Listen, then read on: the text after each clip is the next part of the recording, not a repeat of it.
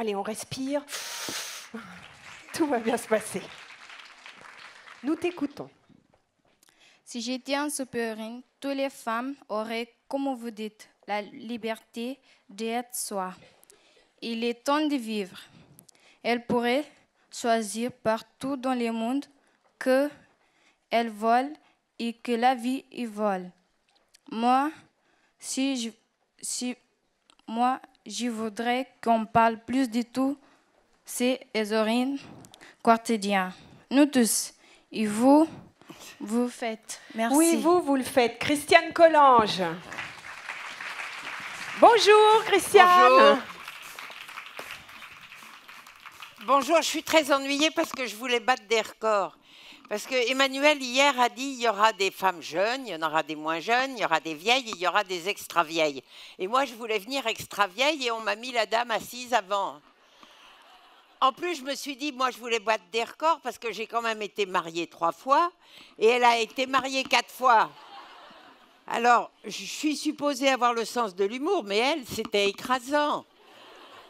Si bien que je me sens toute timide. Enfin, non, rassurez-vous. Alors, j'avais un sujet extrêmement sérieux que je vais vous lire tel qu'on me l'a donné. Solidarité intergénérationnelle féminine dans la sphère privée. Il y a de quoi se marrer. Et en plus, on vient de me dire, Christiane, vous avez 12 minutes et pas une de plus. Évidemment, tous les autres ont débordé. Alors, ça tombe sur moi. Bon, alors, je vais essayer d'être simple, clair, net. Qu'est-ce que ça veut dire? Ça veut dire que depuis 2 jours, on ne parle que de boulot ici. Et que toutes ces héroïnes que vous êtes, bien sûr, puisque vous êtes des jeunes femmes qui travaillent en grande majorité, on n'a pas prononcé le mot « enfant ». Non, mais c'est formidable. Et solidarité intergénérationnelle, c'est quoi? C'est « Allô, maman, bon, écoute, je suis emmerdée, il a 37,8 et il faut absolument, j'ai une réunion ce matin, qu'est-ce que tu fais? Oh, ben, je devais aller faire mon yoga ou bien j'avais du travail à faire. » C'est celles qui ont la chance d'avoir une vieille maman. Parce que celles qui ont des mamans jeunes et qui sont au boulot, la solidarité intergénérationnelle repose sur des aides ménagères ou sur des babysitters ou sur des cousines qui sont en arrêt maladie ou le plus formidable, sur les copines de nos enfants, c'est-à-dire quand on est à la sortie de l'école, il y a cette merveille qui s'appelle une femme au foyer. Les femmes au foyer deviennent une denrée rare. D'ailleurs, nous avons tout fait, nous, les féministes de jadis, pour empêcher l'éclosion des femmes au foyer. Mais pour les femmes qui travaillent, la mère de la copine à qui on peut téléphoner en disant « Excusez-moi, chère Lise » ou je ne sais pas quoi, mais est-ce que mercredi, c'est possible que vous preniez Emma? Elle s'appelle toute Emma. Moi, j'ai une arrière-petite-fille qui... Oui, je suis arrière-grand-mère. Ah tiens, peut-être qu'elle n'était pas arrière-grand-mère. Là j'ai un avantage. Et alors, ma petite-fille s'appelle Emma.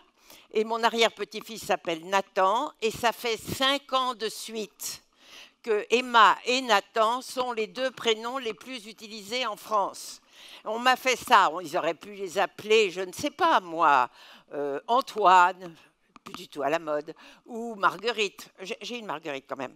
Bon, donc, pourquoi solidarité féminine dans la vie privée? Parce que dans la vie professionnelle, on en a beaucoup parlé, dans la vie privée, on a encore besoin de la solidarité féminine. Pourquoi je dis encore? Parce que, allez, ça a progressé par rapport à mon époque, je ne vous raconte pas. Oui, c'est vrai que vous avez sans doute un homme charmant qui est solidaire, qui vous donne un coup de bain quand ça ne va pas, qui est prêt de temps en temps à aller déposer à l'école le matin, mais on n'en est pas encore arrivé au point où ce sont les hommes qui sont responsables de la vie privée et de l'organisation quand on a des enfants, et les femmes, non. Donc, on a besoin de la solidarité féminine. Alors, ça consiste en quoi? Ça consiste en 2 choses. D'abord, à vous comprendre, et ensuite à vous aider, et ensuite à faire la réciproque. J'en suis à 7 minutes, j'ai encore 7 minutes. Il y a une horloge, là, on m'a dit, si tu dépasses 12 minutes, c'est bien simple, on te vire. Quelles sont les femmes auxquelles on peut avoir recours? D'abord et avant tout, sa mère. Oui, j'ai écrit un livre sur les belles-mères, sur les grands-mères, où j'ai montré la différence colossale qu'il peut y avoir entre les grands-mères maternelles et les grands-mères paternelles. Je ne suis qu'une paternelle, donc j'ai beaucoup souffert dans ma vie. Parce que les maternelles, je vais vous raconter une histoire d'une de mes belles-filles un jour qui me téléphone, qui me dit « Christiane, écoute, est-ce que samedi, tu pourrais prendre les garçons ?» Il y en avait 3. Alors, je dis oui, avec joie, ça faisait longtemps que je ne les avais pas vus. C'est gentil de me téléphoner, elle me dit « Oui, mais tu comprends, je ne peux absolument pas m'en occuper, j'ai appelé maman, elle ne pouvait pas, alors j'ai pensé à t'appeler. » Et je me suis dit que ce n'était pas facile d'être une paternelle. Bon, les mères, c'est indispensable. Quand elles sont loin, eh ben, faut les remplacer par autre chose. Alors, est-ce qu'on peut les remplacer par les sœurs et les cousines? Ce n'est pas aussi simple que ça, car on s'aperçoit que dans les fraternités, les sororités, j'aime pas beaucoup ce mot-là, disons dans les familles nombreuses, quand on a des sœurs, il y a d'extraordinaires divergences de mode de vie. Pourquoi? Parce qu'on choisit un autre homme, une autre ville, un autre pays, et que c'est pas si proche que ça, les sœurs, très souvent, quand elles sont dans la même ville, oui, elles sont plutôt prêtes à vous aider, sauf quand elles sont les aînées et qu'elles trouvent qu'on n'a qu'à se démerder parce que quand même elles se sont bien débrouillées elles-mêmes, ou sauf quand elles sont beaucoup plus jeunes et qu'elles se disent que vraiment nos gosses sont élevés d'une façon tellement différente des leurs que c'est trop compliqué d'essayer. Donc les sœurs, c'est pas terrible. Les mères, c'est indispensable, les sœurs, c'est pas terrible. Et reste l'essentiel, les copines. Alors, les copines ont pris dans le monde d'aujourd'hui une importance tout à fait considérable. Attention, ne pas confondre les copines avec les collègues. Les collègues, on en parlera tout à l'heure. Les copines, c'est drôle, quand j'étais jeune, on disait que les femmes n'aimaient pas les femmes. Moi, j'ai passé ma vie dans un univers où il y avait beaucoup de femmes. J'ai adoré les femmes et je me suis rendu compte que, surtout, cette espèce de solidarité féminine ne cessait de monter au fur et à mesure que les femmes avaient de plus en plus d'emmerdes. Car on a besoin de solidarité que quand on est dans la difficulté. On n'est pas solidaire pour aller au cinéma ensemble ou solidaire pour partir en vacances ensemble. On est solidaire quand on a un problème et qu'on a besoin de quelqu'un qui vous aide à le résoudre. Donc, comme nous avons de plus en plus de problèmes, au fur et à mesure que nous accédons à des postes de plus en plus importants, je ne sais pas si vous étiez là hier matin, mais il y avait une femme militaire qu'on nous a montrée accompagnant ses 2 petits-enfants le matin à l'école, tu parles, c'était tourné par la télévision, juste avant de monter sur son hélicoptère pour aller chercher des trafiquants de drogue. Et je me disais, c'est pas possible que tous les matins, cette femme qui est responsable d'hélicoptère dans la marine soit comme ça, allait dire « Au revoir mon chéri, à ce soir ». Et vite, elle rentrait à la maison et elle mettait son uniforme et elle montait en l'air. Donc, ou bien c'était pas vrai, ou bien elle a des copines. Je ne peux pas croire. Il n'y a pas d'autre solution. Alors, si j'avais quelque chose à dire sur la solidarité féminine, c'est qu'il faut cultiver ses amitiés. Celle d'école, c'est bien. Moi, j'ai 2 copines que j'ai connues quand j'avais 14 ans. Alors, ça fait 70 ans qu'on se connaît. Eh bien, je peux vous dire que c'est une solidarité extraordinaire. Pourquoi? Parce qu'on a les mêmes soucis, parce qu'on a les mêmes problèmes, parce qu'on se comprend, parce qu'on a mal aux genoux, parce que nos enfants nous plaquent, parce que nos petits-enfants font des conneries, parce qu'on est déçus de la vie ou qu'au contraire, on trouve qu'on est formidable d'être encore là. Mais c'est quand on parle entre nous qu'on sent vraiment que quelqu'un nous comprend. Allez, racontez à votre petite fille, j'en ai une que j'adore et qui vit tout près de chez moi et que j'adore, allez lui raconter que vous avez vraiment, vraiment mal aux genoux pour marcher. Elle vous dira, oh ma pauvre mamie, c'est triste, mais elle s'en fout profondément.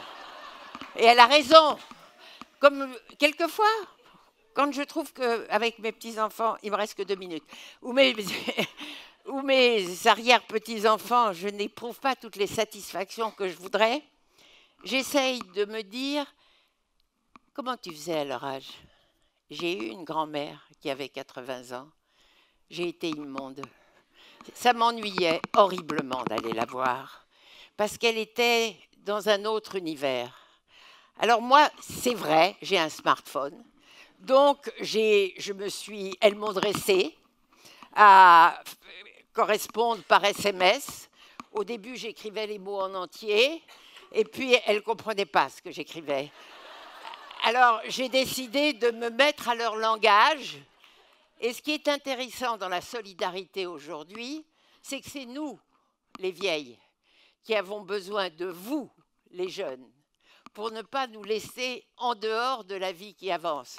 Et vous avez du mal, parce qu'on est sacrément obtuse. Je ne sais pas si ça se dit, mais enfin, ça ne s'écrit pas dans un SMS, de toutes les façons. La dernière chose que je voudrais dire, c'est que la solidarité féminine est quelque chose qui, moi, personnellement, m'a posé un problème. J'ai un drame dans la vie. J'ai pas l'air, mais si. J'ai eu 4 fils. J'ai pas risqué le 5e.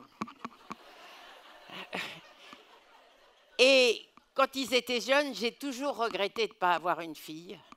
Parce qu'à l'époque, j'avais vu ma mère se comporter avec ma grand-mère. Et puis plus tard, j'ai vu mes sœurs et moi nous comporter avec ma mère. Et puis maintenant, quand je vais chez le médecin, je regarde le cabinet du médecin, il y a des tas de vieilles dames comme moi avec des problèmes, pas très graves les miens heureusement, qui sont très souvent accompagnées de leurs filles. Je n'ai jamais vu une vieille dame accompagnée de son fils chez le médecin. Je le dis. Donc, si j'ai un conseil à vous donner, si vous n'avez que des garçons, cherchez encore.